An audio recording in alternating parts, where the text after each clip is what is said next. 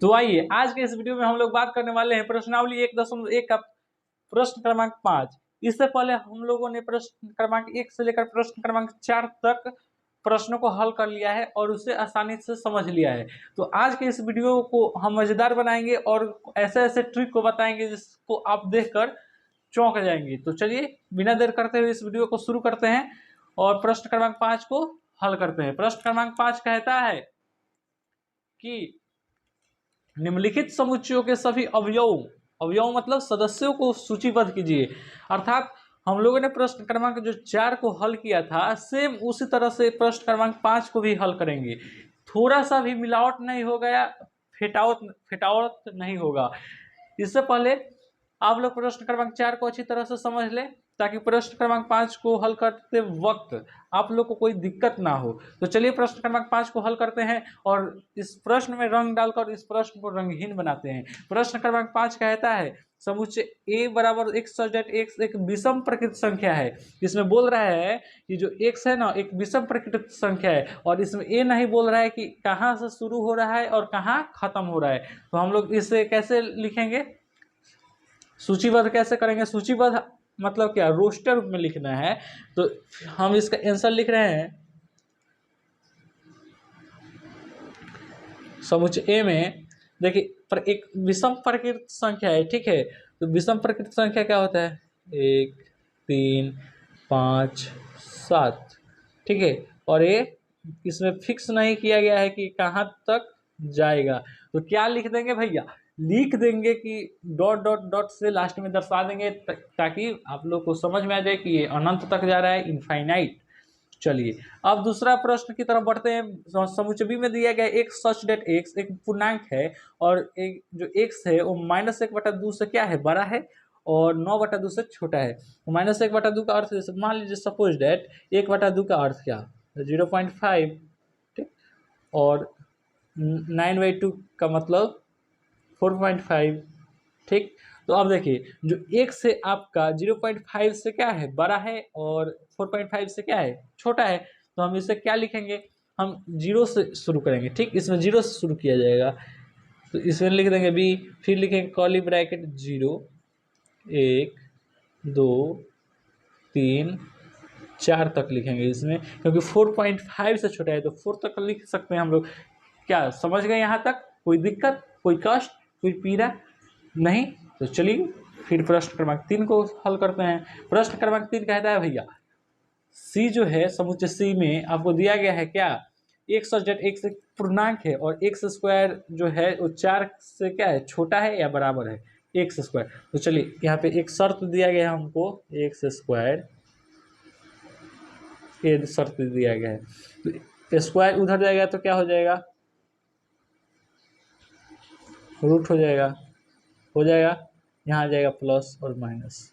चलिए अब इधर जाएगा तो इसको ऐसे हम लोग हल किए हैं, फिर इसको ऐसे। अब एक्स स्क्वायर यहाँ पे हो जाएगा +-2, सॉरी एक्स स्क्वायर नहीं होगा, यहाँ पर भी एक्स स्क्वायर नहीं होगा क्योंकि स्क्वायर यहाँ पर गया है तभी ना रूट हुआ है। तो एक्स पर स्क्वायर नहीं होगा। अर्थात जो एक्स का वैल्यू है, ठीक है, वो 2 से छोटा भी हो सकता है और 2 के बराबर भी हो सकता है और प्लस और माइनस दोनों में हो सकता है। तो इसका आंसर आप कैसे लिखिएगा? यहाँ पर हमने सिद्ध किया कि क्या सिद्ध किया भैया कि x का जो वैल्यू है वो 2 से छोटा भी हो सकता है, 2 के बराबर भी हो सकता है और माइनस में भी हो सकता है और प्लस में भी हो सकता है। हम लोग को दोनों में ले चलना पड़ेगा। तो चलिए सी का लिखते हैं आंसर। इसमें क्या लिखा जाएगा? देखिए -2 क्योंकि माइनस में भी हो सकता है ना, फिर -1, फिर 0, फिर 1 और 2, मतलब 2 ही तक है तो इसलिए 2 ही तक लिखेंगे। लास्ट में क्या है, 2 प्लस में है और लास्ट में शुरू में क्या है, 2 माइनस में है। यहाँ तक हम आशा करते हैं कि आप लोगों को प्रश्न क्रमांक 3 तक अच्छे से समझ में आया होगा, ठीक। अब हम लोग प्रश्न क्रमांक 4 की तरफ बढ़ते हैं और प्रश्न क्रमांक 4 को अच्छे तरीके से हल करते हैं ताकि आप लोग को कोई दिक्कत ना रहे, कोई कष्ट ना रहे, कोई पीड़ा ना रहे। और इसी तरह मज़ेदार वीडियो के साथ आप जुड़े रहने चाहते हैं तो इस चैनल को सब्सक्राइब कर सकते हैं और वीडियो को लाइक कर सकते हैं, क्योंकि वीडियो को बनाने में भी बहुत मेहनत लगता है। तो आपसे बस इतना है, अब आपकी मर्जी, आप सब्सक्राइब करें या नहीं, इसके बारे में हम ज़्यादा बोलेंगे नहीं। ठीक, चलिए अब प्रश्न क्रमांक 4 को बिना देर करते हुए हल करते हैं। प्रश्न क्रमांक 4 कहता है एक्स डेट एक्स लोयल, ठीक है, इससे लोल मत पढ़िएगा, लोयल लिखा है, लोयल है ना, तो लोल जहाँ जो पढ़े तो लोग आपको कहेगा लोल है साफा। तो चलिए लोयल शब्द का एक क्या है, एक अक्षर है, अक्षर है तो आपको हम बता चुके हैं कि इसे रोस्टर रूप में कैसे लिख रहे हैं, जैसे मैथमेटिक्स, ट्रिगोनमेट्री, दो एग्जाम्पल इसके पीछे वाले वीडियो में हम लोगों ने कर लिया है। तो चलिए जो डबल होगा उसे नहीं लिखेंगे, जो सिंगल होगा उसे लिखेंगे। तो क्या है, डी कॉली ब्रैकेट। अब देखिए हम लोग को एक एक कर लिखना होगा। एल लिखते हैं पहले, एल, फिर ओ, फिर वाई, फिर ए। अब देखिए एल 2 बार आ रहा है तो एल एक बार लिख चुके हैं तो एक अब नहीं लिखेंगे, अर्थात समूचे लिखते वक्त जो अवयव होगा उसे दोहराएंगे नहीं। ये हमने प्रश्नावली 1.1 का प्रश्न क्रमांक 1 को जब हल किया था तब आप लोगों को बहुत आसानी से इस बातों को समझाया था तथा उसमें कुछ आपको ट्रिक भी बताया था। तो चलिए अब प्रश्न क्रमांक 5 को हल करते हैं। प्रश्न क्रमांक 5 कहता है भैया समुच्चय ई में दिया गया एक सच डेट एक्स वर्ष का एक ऐसा महीना है जिसमें 31 दिन नहीं होते हैं। अब देखिए इसमें आपको बताना है आपको कि जो 12 महीना होता है ना उसमें से कौन कौन महीना है जो 31 दिन का नहीं होता है, उसी को कर्ली ब्रैकेट के अंदर लिख देना है। तो चलो अब हमने के लिखे के का बा, देखो यहाँ लिखे के बा समुच्चय ई में का लिखे के बा, कर्ली ब्रैकेट यहाँ दे देखे के बाद और ऐसा महीना के नाम लिखे के बाद जो 30 दिन के होके 31 दिन के नाम होके। तो चलिए हम लोग लिखते हैं 30 दिन वाले महीना का नाम। जैसे देखिए 31 दिन का जो नहीं होगा उसको लिखना है। तो जैसे फरवरी हो गया, 31 दिन का नहीं ना होता है जी, 31 दिन का होता है क्या, नहीं होता है। तो हम यहाँ पे फरवरी नहीं लिख सकते हैं, क्यों नहीं लिख सकते हैं, लिखेंगे ही जरूर। चलिए फरवरी हो गया। चलिए किसी ना किसी को फरवरी का स्पेलिंग में जरूर डाउट रहता है आप लोग, ठीक है, आप लोग देख लीजिएगा, फरवरी हो गया। अब देखिए अप्रैल भी तो होता है ना 30 दिन का, मतलब 31 दिन का नहीं होता है, 30 दिन का होता है। तो प्रश्न में दिया गया है कि 31 दिन का जो ना हो उसी को लिखे, तो अप्रैल हो गया। ठीक, अब क्या लिखेंगे, जून हो सकता है, जून हो सकता है ना भैया। जून के बाद क्या हो सकता है, सितंबर हो सकता है। सितंबर के बाद क्या हो सकता है, सितंबर के बाद नवंबर हो सकता है, सितंबर। अब लास्ट लिखेंगे नवंबर, सिंपल।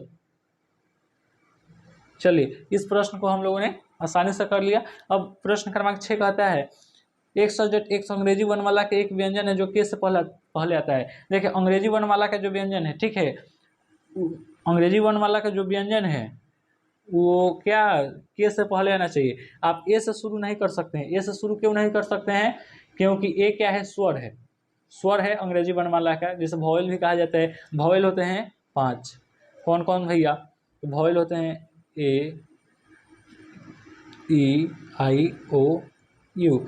ए जो हैं इनको छोड़कर जो के से पहले उन सभी को लिख देना है, ठीक है। तो चलिए इन प्रश्न को हम लोग हल करें, हल करके हल करेंगे। अब इसमें लिखना है हमको व्यंजन, अंग्रेजी वर्णमाला का व्यंजन जो क्या है, के से पहले है। यहाँ बी हो जाएगा, सी हो जाएगा, डी हो जाएगा, एफ हो जाएगा, ठीक है, जी हो जाएगा, एच हो जाएगा और जे हो जाएगा। ठीक, आई अगर लिखेंगे आप तो आई क्या हो जाएगा, यहाँ पे वॉवेल हो जाएगा। ए लिखेंगे तो ए भी वॉवेल हो जाएगा, मतलब ये सब वॉवेल हो जाएगा। वॉवेल को छोड़कर जो के से पहले आए उसी को लिखना है। तो चलिए मिलते हैं अगले वीडियो में, तब तक के लिए धन्यवाद। अब हम लोग मिलेंगे प्रश्न क्रमांक 6 के साथ अगले वीडियो में, तब तक के लिए धन्यवाद।